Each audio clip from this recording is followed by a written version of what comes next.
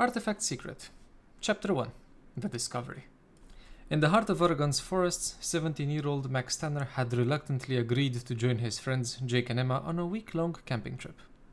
Max was your typical average teen. Average grades, average looks, and an average life all in all. But that was all about to change in a way that none of them could have ever imagined.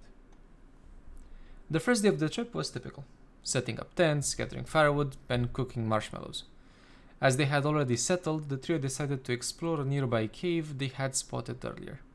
Armed with flashlights and a sense of adventure, they ventured into the cave's cool, dark depths. "Do you see that?" Jake pointed to a faint, glowing object partially buried in the cave's floor. Intrigued, Max knelt down and dug around the object, eventually freeing it.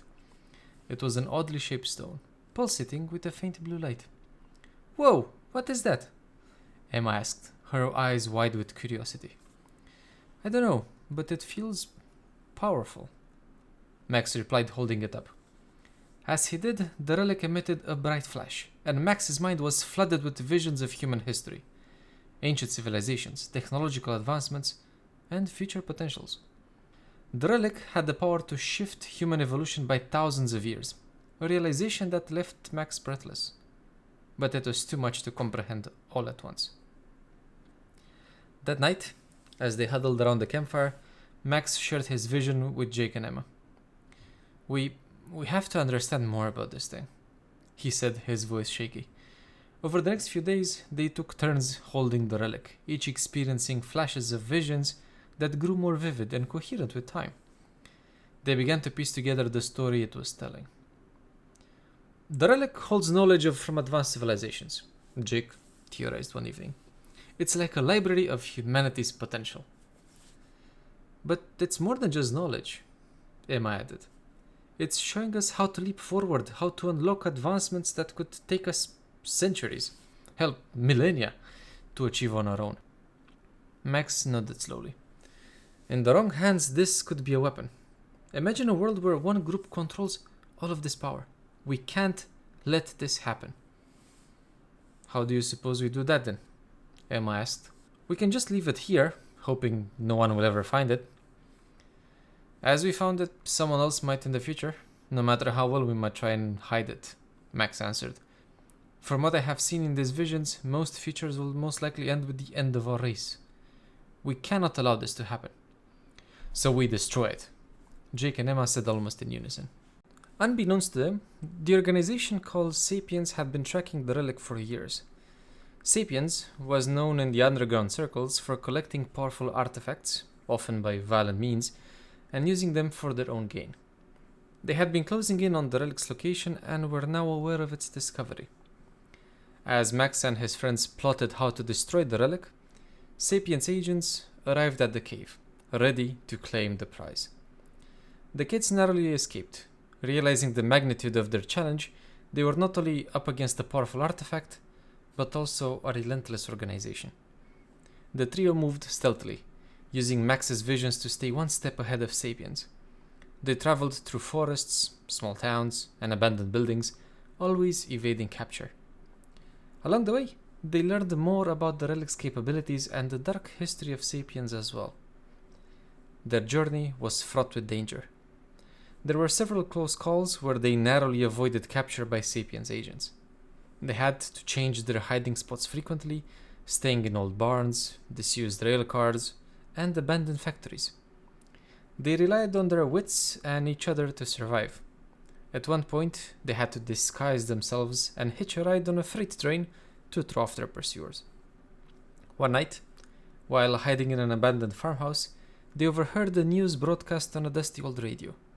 The news anchor reported that Sapiens had been implicated in several violent incidents worldwide, drawing public scrutiny. This gave the trio hope that their mission could have a broader impact. Chapter 3. An Unexpected Ally. During their journey, they met a former Sapiens member named Dr. Lily Thompson. Disillusioned with the organization's methods, she had gone into hiding. Dr. Thompson provided the kids with valuable information and helped them devise a plan to destroy the relic. The meeting with Dr. Thompson happened by chance. The trio had taken refuge in an old, nearly forgotten library in a small town. They were poring over ancient books and manuscripts, trying to find any clue that could help them understand the relic. Emma stumbled upon a reference to a scientist who had mysteriously disappeared after speaking out against the powerful organization.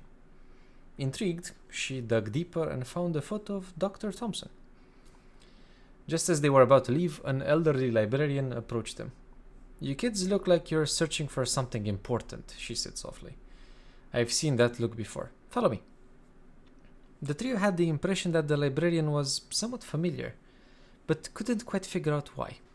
Nonetheless, the way that the short interaction went on, they decided to trust and follow the newcomer. For now. She led them to a room in the back of the library where the librarian turned on them and asked, "So, why are you looking over pictures of me?" The librarian asked with an intrigued look on her face. Dr. Thompson was initially suspicious of the trio, but when Max showed her the relic, her demeanor changed. "I knew this day would come," she said, her voice a mix of fear and determination. She explained how she had been a high-ranking scientist within Sapiens, working on harnessing the power of ancient artifacts. But when she discovered the true extent of the organization's plans and their willingness to use violence to achieve their goals, she fled, taking with her as much information as she could. "The relic must be destroyed in the heart of a powerful electromagnetic field," Dr. Thompson explained one night as they huddled in her hidden lab. "There is, however, an old lab I know about with the necessary equipment that can help you. However, it's heavily guarded by Sapiens." Over the following weeks, they meticulously planned their infiltration. Dr. Thompson instructed them on the lab layout, passageways, and where to find and use the lab's outdated but still effective equipment. With no time to lose, Max, Jake, and Emma infiltrated the lab. Chapter 4: Close Calls and Sacrifices. As they navigated the labyrinthine corridors of the lab, they encountered traps and security systems that tested their resolve. At one point, Jake was nearly captured when a pressure-sensitive floor panel triggered an alarm. Max and Emma had to think quickly, using their knowledge of the relic's visions, to deactivate the alarm and free Jake. "Whew, that was too close," Jake said, panting as they hid in the storage room. We need to be more careful." The trio pressed on, finally reaching the generator room. As the relic began to react violently to the field, Sapiens agents burst into the room. "You can't stop us, kid," one agent arrogantly said. Max, with tears in his eyes, shouted back, "I'm not doing this for me, I'm doing this for everyone." He activated the generator and the relic shattered in a blinding explosion. Chapter 5: The Fallout. The destruction of the relic caused a massive energy surge. The blast triggered an automatic safety protocol within the lab's systems, which sent out distress signals and opened encrypted files, exposing Sapiens' operation to the world. These files contained detailed logs of Sapiens' activities, including the violent acquisition of artifacts, unethical experiments, and bribery of officials. Jake and Emma found themselves amidst the chaos, their ears ringing and the lab's alarms blaring. As the smoke cleared, they desperately searched for Max. They finally found him lying on the floor near the generator, his body still and lifeless. Emma fell to her knees, cradling Max's head in her lap, sobbing uncontrollably. Jake stood by, his hands trembling as he looked down at his fallen friend. The weight of what they have just done and the cost of their victory hit them hard. As the files were made public to government agencies and media outlets worldwide, the public quickly learned the full extent of Sapiens' operations. News channels and social media exploded with reports of the organization's illegal activities. Whistleblowers, emboldened by the revelation, came forward with additional evidence and testimonies. Governments around the world launched investigations into Sapiens, uncovering a vast network of corruption and abuse. High-ranking members of the organization were arrested, and the group's assets were seized. The relics they had collected over time were secured by international authorities, who vowed to keep them out of the wrong hands. Despite the victory, though, Jake and Emma struggled to move on from the loss of their friend. They found solace in each other's company, supporting one another as they navigated the aftermath of their ordeal. They also found purpose in continuing Max's mission, working to ensure that no one else would suffer at the hands of organizations such as Sapiens. Chapter 6: A New Beginning. Sometime later, Jake and Emma established the Tanner Foundation, dedicated to the ethical study and preservation of ancient artifacts. The Foundation worked closely with governments and academic institutions to protect humanity's heritage while ensuring that powerful relics were never misused. Max's legacy lived on through their efforts, and the world slowly began to heal. Years passed, and Jake and Emma grew older.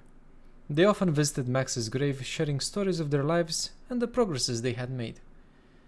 They never forgot the boy who had given everything to protect the future, and they honored his memory by continuing his fight for justice and integrity.